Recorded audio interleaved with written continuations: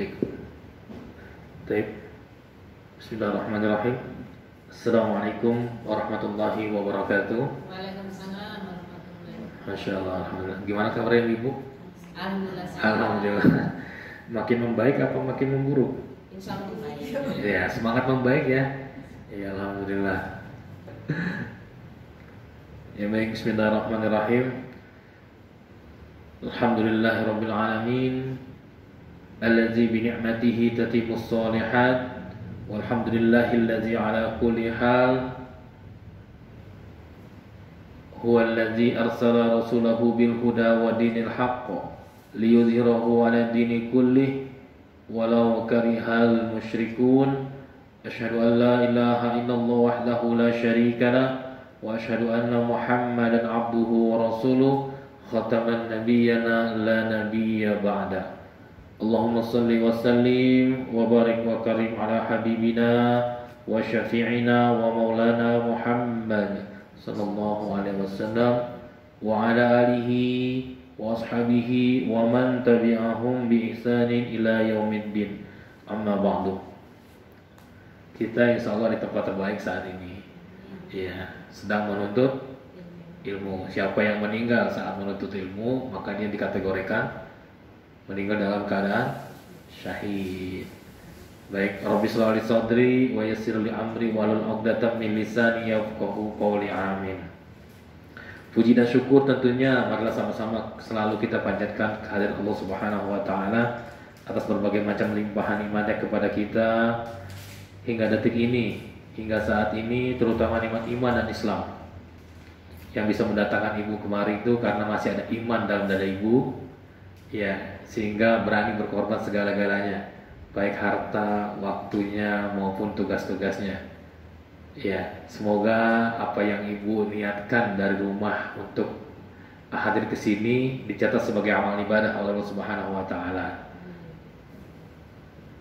Dan tidak kalah pentingnya yaitu nikmat sehat walafiat yang saat ini juga ibu bisa merasakan sakit, bisa merasakan banyak masalah gitu ya. Kenapa sih orang bisa merasakan banyak masalah? Kenapa orang bisa merasakan sakit? Karena orang tersebut masih hidup. Ya, kalau orang itu sudah nggak hidup, dia nggak akan merasakan namanya masalah, nggak akan merasakan namanya sakit. Yang akan dia rasakan adalah pertanggungjawaban, gitu ya. Jadi saya ucapkan selamat buat ibu karena masih hidup. Dan hidup ini adalah merupakan salah satu nikmat yang terindah yang Allah berikan kepada kita. Masuk kategori nikmat kesempatan. Ya. Ada berapa kesempatan yang Allah berikan kepada kita untuk menjalani hidup? Ada dalam sebuah hadis dikatakan oleh Rasulullah SAW, "Iktanim khamsan qabla khamsin." Ingatlah yang 5 sebelum datang yang 5. Itu merupakan kesempatan yang sangat indah yang Allah berikan. Ketika kita tidak bisa mengambil kesempatan itu, yakinlah kita akan menjadi orang yang sangat menyesal. Apa itu yang pertama? Sababaka qabla haramika. Muda kalian sebelum datang tua kalian. Allah memberikan kita waktu muda yang sangat panjang sampai detik ini, ya kan? Tapi kebanyakan kita lalai dalam memanfaatkan waktu muda. Kemudian kesempatan apa lagi yang Allah berikan? Sihataka qabla saqamika. Sehat kita sebelum sakit kita. Kita manfaatkan kesehatan kita, lalai dari Allah. Kemudian ketika kita sakit, sibuk mencari-cari Allah. Ya. Padahal kata Allah, ingatlah Allah dikala senang, kan? Allah akan mengingat kita dikala susah. Nah, seperti itu. Jadi kebanyakan orang-orang menyempitkan arti kata kesempatan. Kesempatan itu adalah seolah-olah waktu sempit yang bisa kita ambil, atau celah sempit, celah kecil yang bisa kita terobos atau kita bisa masuki. Ya. Namun nggak ada buruknya juga ketika kita sudah usia senja, usia tua, kita tersadar bahwa kita jauh dari Allah. Ya alhamdulillah. Artinya kita bisa memanfaatkan nikmat yang berikutnya, yaitu apa? Nikmat kesempatan yang berikutnya, yaitu apa? Nikmat hidup sebelum mati kita. Ya, Kita masih diberikan hidup sama Allah dan masih diberikan kesadaran. Jadi manfaatkan hidup ini dengan kesadaran yang benar.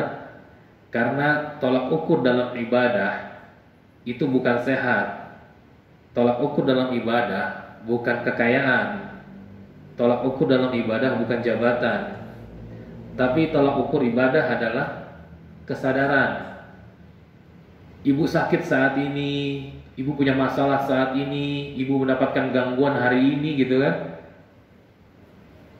Itu tidak menghambat ibu untuk beribadah selama masih ada kesadaran gitu.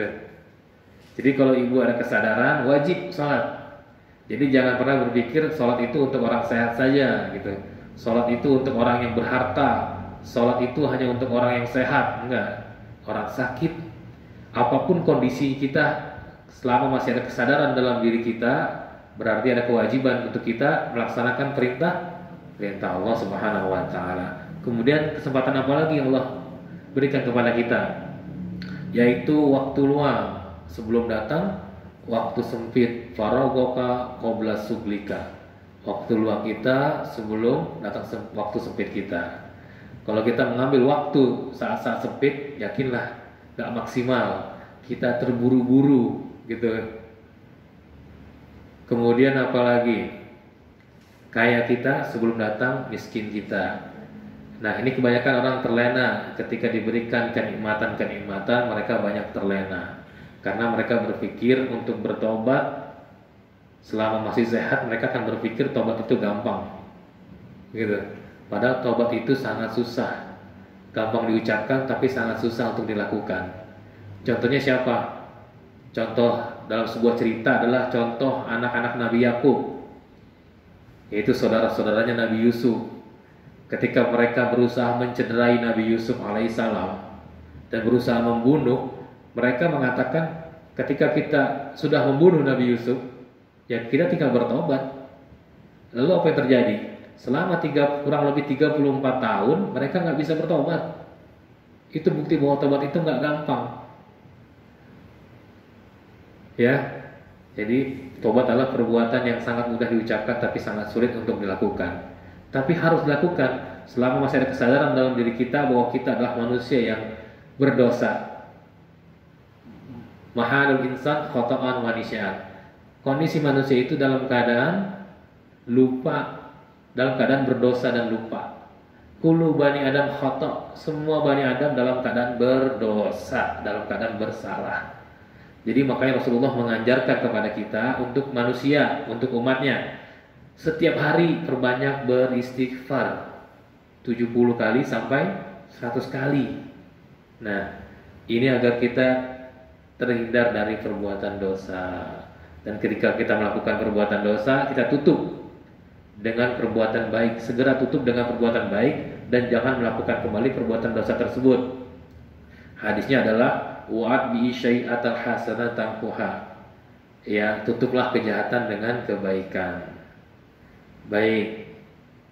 Salawat dan salam semoga senantiasa selalu tercurah kepada junjungan kita baginda Nabi besar Muhammad sallallahu alaihi wasallam, kepada keluarganya, sahabatnya serta para pengikutnya hingga yaumil akhir nanti. Dan kita tentunya sangat berharap nih, semoga kita termasuk bagian dari golongan orang-orang yang akan mendapatkan syafaat di yaumil akhir nanti. Amin amin ya rabbal alamin. Mau gak Bu dapatkan syafaat nanti? Mau ya.